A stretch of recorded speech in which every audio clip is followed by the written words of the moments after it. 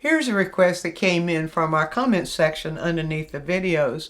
How do I paint a red maple and get the reds right? They're either too dark or too pastel using oil. Now, a little comment here. This works with using oil. It works with using acrylic. It really works also when you're using gouache. But let's do it in oil.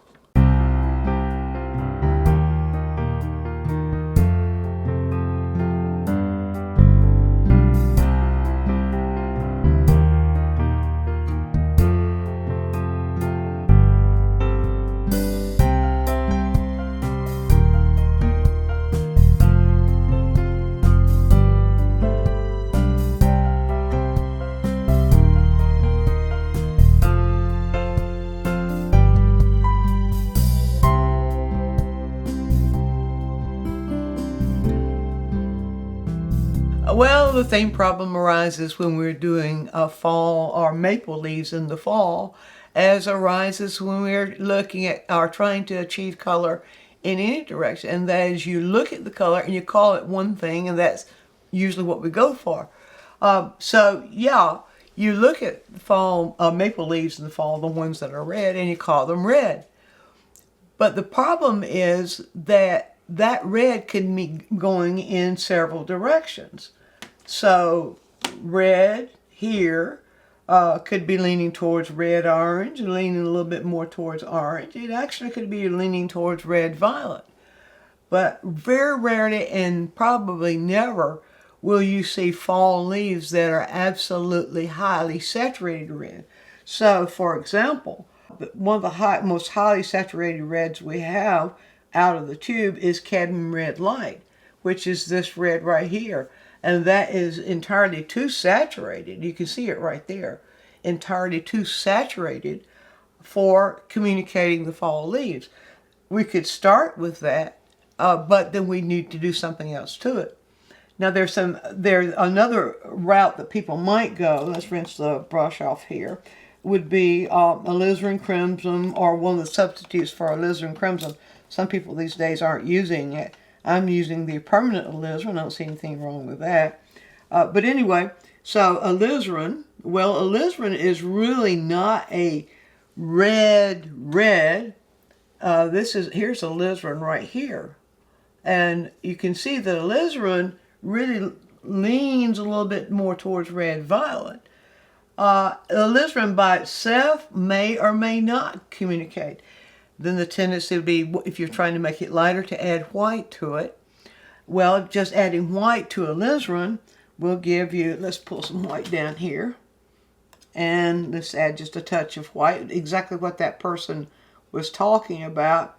It then will go kind of pinkish like that. So that just doesn't quite cut it. What do? Well, we adjust not just the value, we adjust the hue, and we adjust the intensity.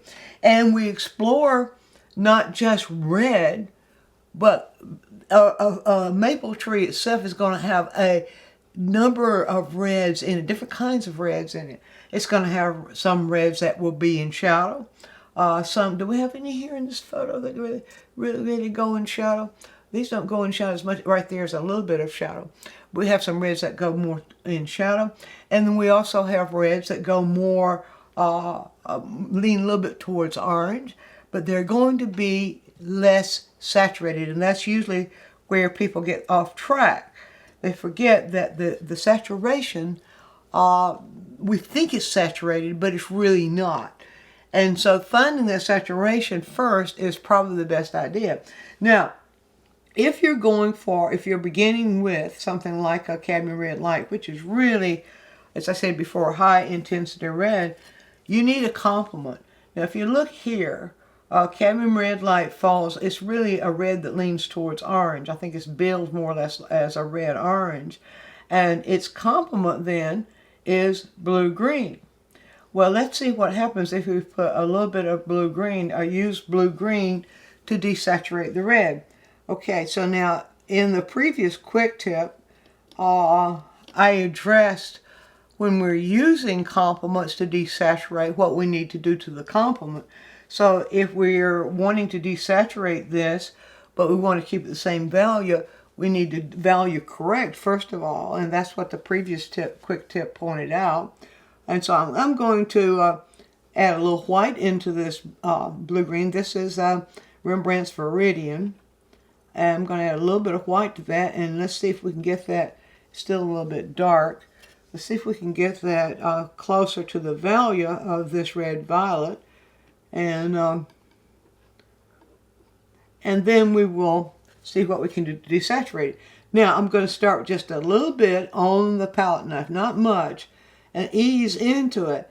That's another mistake people make when they start to desaturate. They grab too much of a complement and add to the color. So sometimes with the really bright reds that we see are desaturated, but they're not desaturated a lot.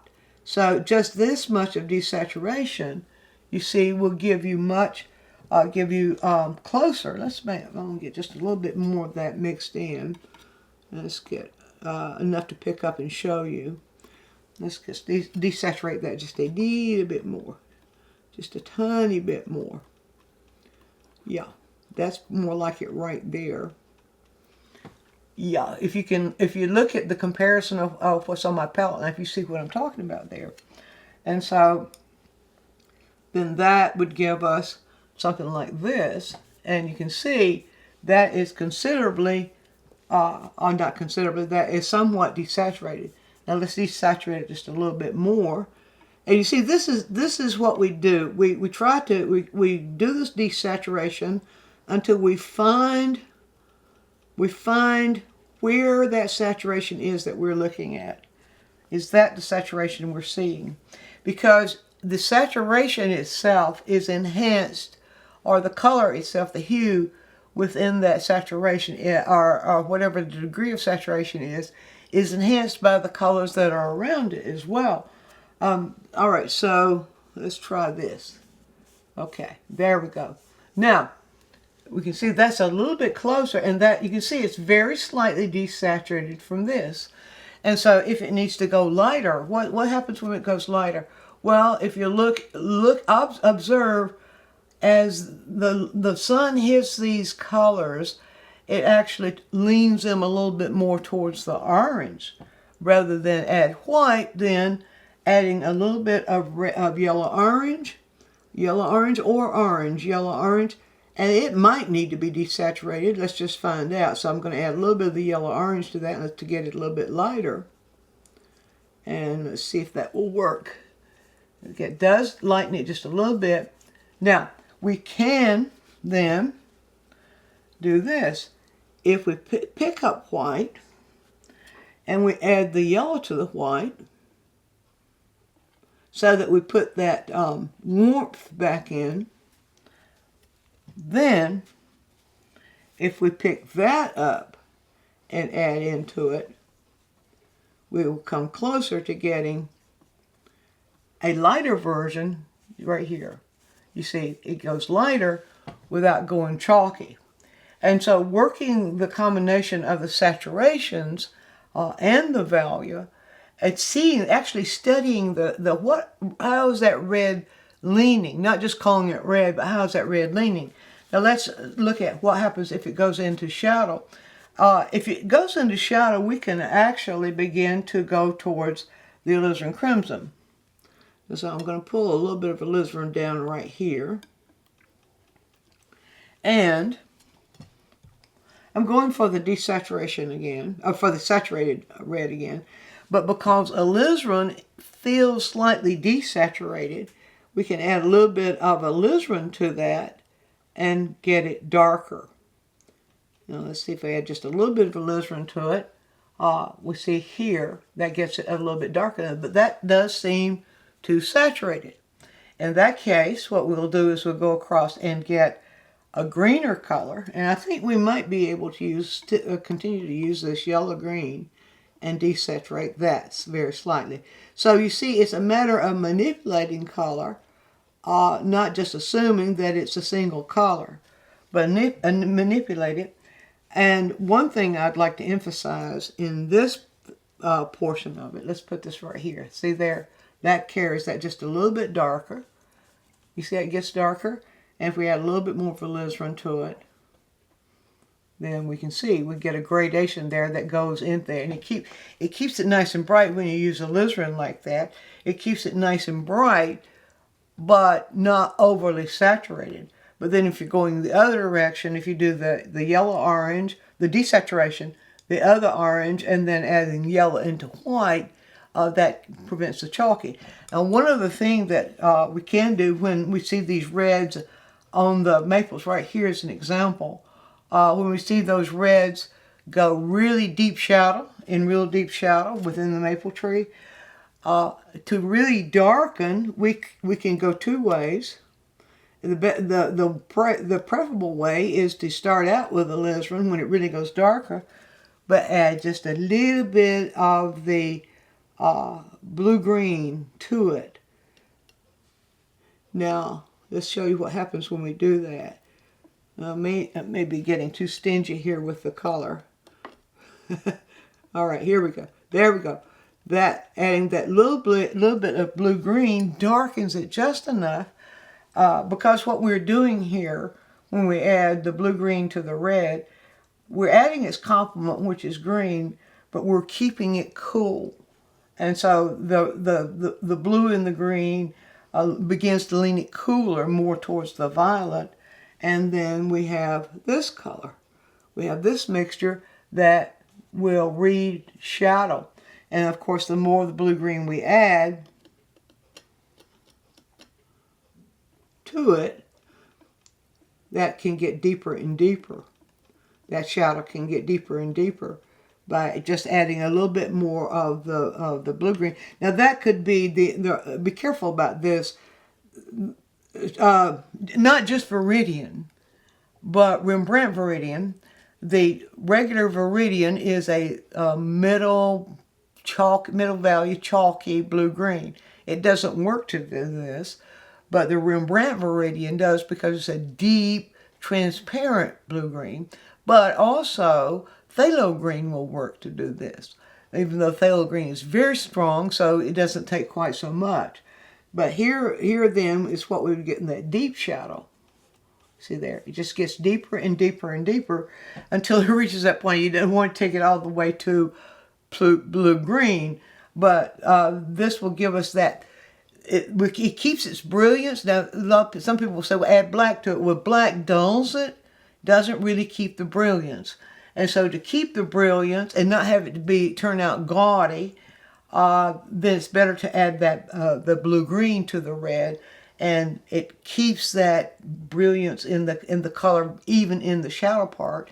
And then again, look for desaturation, because a lot of times even the reds and the red-oranges will be more desaturated than you really think they are.